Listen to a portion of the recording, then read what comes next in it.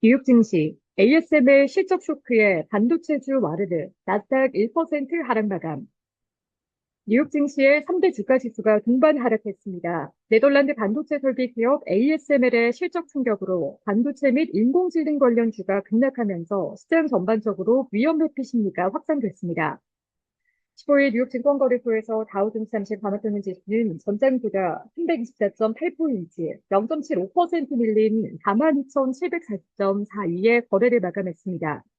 스탠더드 앤드 포어스 S&P 500 지수는 전장보다 44.59포인트, 0.76% 내린 5,815.26을, 나스닥 종합지수는 전장보다 187.1포인트, 1.01% 떨어진 18,315.59의 장을 마쳤습니다. 이날 시장을 움직인 것은 ASML의 실적 쇼크였습니다. ASML에 따르면 3분기 매출은 74억 7천만 유로로 전년 동기에 62억 4천만 유로에서 약 20%, 주당 순이익은 4.01유로에서 5.28유로로 31% 증가했습니다. 하지만 3분기 순예약은 26억 유로에 그쳤습니다. 이는 LSEG가 집계한 시장 전망치 56억 유로의 절반에도 못 미치는 수치입니다. 또한 ASML은 내년 순매출 전망치를 300억 유로에서 350억 유로로 제시했습니다. 이는 앞서 발표한 내년 매출 가이던스 범위의 하위 절반에 그치는 수준입니다. 이 같은 소식에 ASML의 주가는 16% 급락했고, 불안감은 다른 기술주로도 번져갔습니다. 엔비디아는 4.69%, TSMC는 2.64%, 브로드컴은 3.47% 떨어졌습니다. AMD도 5.22% 밀렸으며, 어플라이드 머티리얼즈는 10.69%, ARM도 6.89%까지 낙폭이 벌어졌습니다. 이에 따라 필라델피아 반도체 지수는 전장 대비 5.28%나 급락했습니다. 지난 9월 3일에 7.75% 폭락한 이후 하루 최대 낙폭입니다.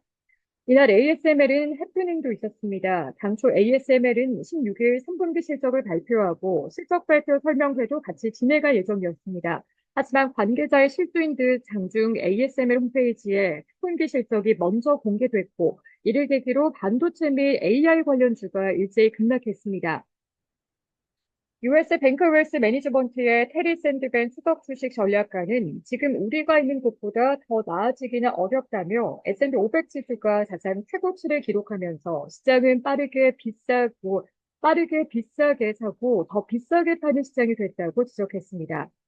이날 월가의 주요 은행들은 호실적을 발표했지만 ASML이 던진 실적 충격에 빛이 발했습니다. 골드만삭스는 3분기 순이익이 전년 동기 대비로 45% 증가한 29억 9천만 달러를 기록했다고 발표했습니다. 주당 순이익으로 환산하면 8.4달러로 시장 예상치였던 6.89달러를 대폭 웃돌았습니다. 뱅크 오브 아메리카도 3분기 EPS가 0.81달러로 시장 전망치 0.77달러를 상회했습니다. 시티그룹도 EPS가 1.51달러로 시장 예상치였던 1.81달러를 상회했습니다. UBS는 위험 자산이 전반적으로 거시경제가 뒷받침하는 환경 속에서 더 상승할 여지가 있다면서도 변동성이 다시 증가할 수 있는데 주요 변수는 중동 전쟁과 11월 대선, 연방준비제도의 정책 경로 불확실성이라고 분석했습니다. 국제유가가 4% 넘게 폭락한 점도 위험 불피 심리를 자극했습니다. 서부 텍사스산 원유 가격은 이날 전장 대비 4% 넘게 폭락해 배럴당 70달러에 마감했습니다. 이스라엘의 베냐민 네타냐후 총리가 이란의 석유시설이 아닌 군사시설을 타격하겠다고 미국 정부에 의사를 전달했다는 소식이 유가를 짓눌렀습니다. 미국의 제조업 경기가 위축되고 소비자들의 가계 부담이 커졌다는 조사 결과도 나왔습니다. 미국의 연방준비은행에 따르면 미국의 10월 엠파이어 스테이트 제조업 지수는 마이너스 11.9를 나타냈습니다. 이는 직전 올해 수치였던 11.5에서 무려 23.4포인트 급락한 것입니다. 시장 예상치였던 3.4보다도 현저히 낮았으며 신규 주문과 출하, 재고과 운송 부문의 하위 지표도 전월보다 모두 악화했습니다. 뉴욕연은이 진행한 소비자 기대 설문조사에서는 가계 재정 악화 흐름이 확인됐습니다. 뉴욕연은이 발표한 9월 소비자 기대 조사 결과에 따르면 향후 3개월간 최소 부채를 상환하지 못할 것으로 인식하는 평균 확률은 14.2%로 전월 대비 0.6%포인트 상승했습니다. 4개월 연속 상승세이자 2020년 4월 이후 최고치입니다.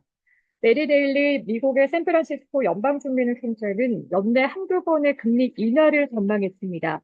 그는 뉴욕대에서 열린 대담 행사에서 인플레이션이 계속 점진적으로 하락하고 노동시장이 지속 가능한 속도를 유지한다면 올해 한 번 또는 두 번의 금리 인하가 합리적일 것이라고 말했습니다. 업종별로 보면 에너지가 3.04% 급락했고 의료와 기술도 1% 넘게 밀렸습니다. 반면 부동산은 1% 이상 상승했습니다. 시카고 상품거래소 패드워치에 따르면 연방기금 금리선물센에서 11월 기준금리가 동결될 확률은 마감 무렵 5.9%로 대폭 낮아졌습니다. 전날 마감 무렵 수치는 16.4%였습니다. 대신 25bp 인하 확률은 94.1%까지 올랐습니다. 시카고 옵션거래소 변동성 지수는 전장보다 0.94포인트, 4.77% 오른 20.64를 기록했습니다.